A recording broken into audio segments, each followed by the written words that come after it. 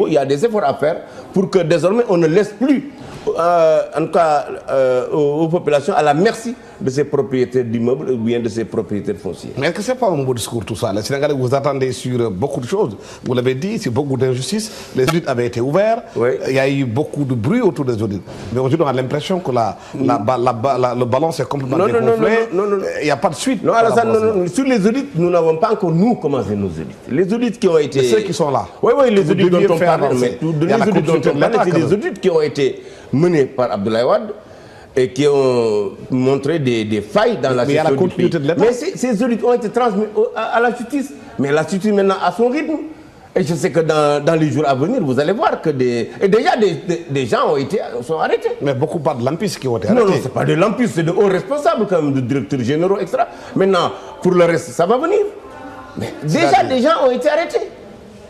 Mais beaucoup de Sénégalais ont constaté qu'il y a des ministres qui étaient là, qui sont enrichis de façon éhontée, mais qui sont là en train de plastronner. Alassane, vous savez qu'il n'appartient pas à l'exécutif d'inculper, d'accuser, d'inculper et de mettre en prison. Ça, c'est une prérogative de la justice. Laissons la justice faire son travail. Maintenant, nous, en tant que citoyens, nous pouvons demander à la justice d'accélérer le rythme pour que tous ceux qui ont eu à voler l'argent du public, qu'on puisse les traquer et les arrêter. Pour donner un exemple, pas à eux-mêmes, mais même à nous qui gouvernons aujourd'hui ce pays-là. Le message que nous devons nous donner nous-mêmes, c'est qu'on ne peut pas se permettre de se jouer avec l'argent du peuple sénégalais. Et malheureusement, on a vécu plus d'une dizaine d'années de gabegie, de détournement de deniers publics, de népotisme et de concussion. Et c'est pour parer c'est pour lutter contre ces pratiques que le 25 mars 2012, Macky Sall a été président de la République. Il nous appartient à nous, non seulement de traquer ces gens-là, de les punir sévèrement, mais aussi et surtout de nous donner un message nous-mêmes pour que beaucoup d'entre nous qui peuvent être tentés quand même par l'argent facile ne puissent pas commettre quand même ces genres de pratiques. Mais le Premier ministre a dit lors de sa déclaration de politique générale, les biens mal acquis qui ne sont plus au Sénégal, ce serait extrêmement difficile et ça va prendre beaucoup de temps pour récupérer cet argent. Oui. Est-ce que vous ne pensez pas que c'est juste de la cosmétique? Non, vous savez qu'il a parfaitement raison, ça prend beaucoup de temps pour recouvrer les biens mal acquis. Mais nous, en tout cas, nous ferons preuve de bonne volonté politique pour que les Sénégalais qui ont pris l'argent des Sénégalais, que cela puisse être restitué, quel que soit le temps et ce que cela coûtera en termes de dépenses. Mais je crois que c'est cette volonté qu'il faut saluer. Maintenant, ça prendra le temps que ça prendra. Le Nigeria, ça a pris plus de 10 ans. En Amérique latine, ça a pris parfois 30 ans, mais l'essentiel, c'est qu'au bout du compte, que les Sénégalais puissent rentrer dans leur fonds. Et beaucoup estiment aujourd'hui que ceux qui sont mis en prison ne sont pas les responsables au plus haut niveau. Il y a des ministres aussi qui ont été impliqués dans des dossiers, mais qu'on n'a pas entendu. Oui, mais le dossier de l'annoncier est là, et il est resté à l'État. On ne sait pas où on est. Oui, ça dit qu'à ce niveau, moi je considère qu'il y a deux choses qu'il ne faut pas confondre. L'exécutif n'est pas habilité à arrêter ou à libérer.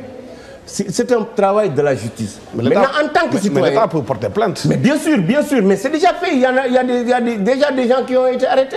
Mais de mon point de vue, vous savez que nous, au niveau de l'Assemblée nationale, nous, on a demandé tout récemment que l'exécutif, quand même, qu'il y ait diligence dans les audits. Nous l'avons demandé tout récemment. Mais c'est parce que nous pensons qu'il est inadmissible que des gens, pendant 12 ans, se sont mis à piller ce pays et aujourd'hui se promettent. Ça ne peut pas être accepté. Les Sénégalais veulent que ces gens-là soient mis en prison. Mais ils le sont. Mais certains doutent de votre volonté politique. La volonté politique, elle est totale. Je vous ai dit tout à l'heure que le président Macky Sall le sait, que le Sénégal attend beaucoup de lui pour réparer les dégâts causés par l'Ancien régime. Et il prendra ses responsabilités. Ça, vous pouvez être rassuré. Tous ces gens-là qui ont détourné l'argent du public, mais ils le payeront très cher. Et vous allez voir les résultats. Vous savez que lors du vote de la loi de finances rectificative, on a été ému, on a été abasourdi de constater que Abdoulaye Wade a trouvé une mécanique de détournement de deniers publics à travers ce qu'on appelle les décrets d'avance. En une journée, il signe des décrets d'avance portant sur 28 milliards.